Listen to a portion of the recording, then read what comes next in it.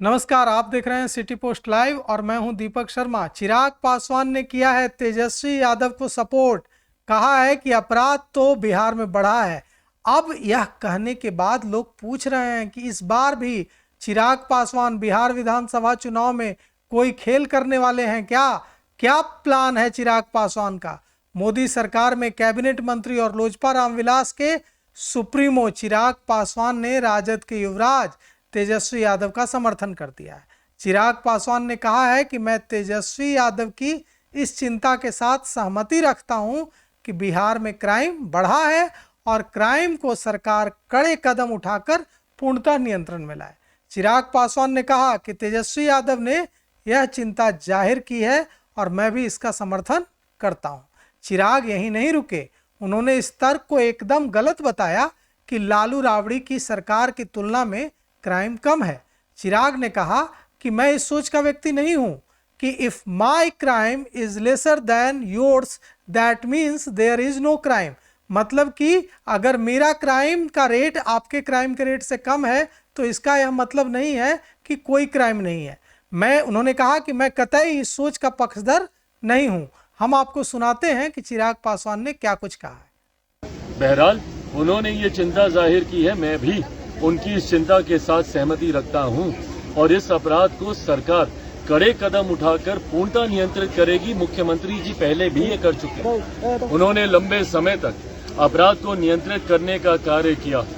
चुनावी वर्ष होने की वजह से मैं मानता हूं कि चुनावी सोच से कई ऐसे असामाजिक तत्व हैं जो प्रदेश में पुनः एक अपराध का माहौल बनाना चाहते हैं। उन पर भी जल्द कड़ी कार्रवाई करके उनको भी नियंत्रित कर लिया जाएगा, ये मैं मानता हूँ। देखिए, मैं कभी उस सोच का व्यक्ति नहीं हूँ that if my crime is lesser than yours that means there is no crime. मैं कतई इस सोच का मैं पक्षधर नहीं हूँ। बट हाँ, आप अपने दौर का भी डोजियर आपको जारी करने की जरूरत है।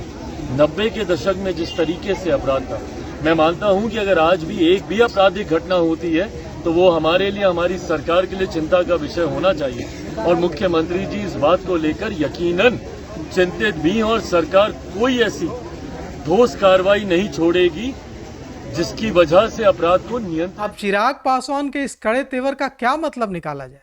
चिराग पासवान पिछले विधानसभा चुनाव की तरह कुछ प्लान बना रहे हैं क्या? पिछली बार चिराग पासवान ने अकेले चुनाव मैदान में उतरकर जदयू को कई सीटों पर चुनाव हराने में अहम भूमिका निभाई थी। जानकारों की माने तो ऐसा कुछ नहीं लग रहा। यह सिर्फ प्रेशर पॉलिटिक्स है और एंटी इनकम्बेंसी से अपने उम्मीदवारों को बचाने की कोशिश है। चिराग ऐसा बोलेंगे तो जदयू बीजेपी दबाव में आएगी, क्योंकि विपक्ष हमलावर होगा कि एनडीए का घटक दल ही ऐसा बोल रहा है। इससे चिराग को चुनाव में अधिक सीटें मांगने में मदद मिलेगी।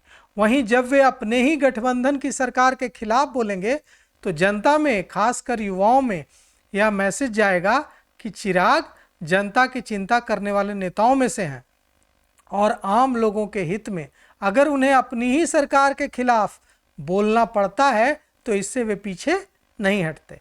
इससे उनकी लोकप्रियता युवाओं में और बढ़ेगी और जब वे चुनाव के दौरान अपने उम्मीदवारों का प्रचार करने जाएंगे तो सरकार से नाराज लोग भी उनसे नाराजगी नहीं दिखाएंगे। कुल मिलाकर चिराग पासवान की कोशिश यही है और प्लान भी यही है। तो फिलहाल इस खबर में इतना ही। आगे की खबरों के लिए देखते रहिए सिटी पोस्ट लाइव। शुक्रिया।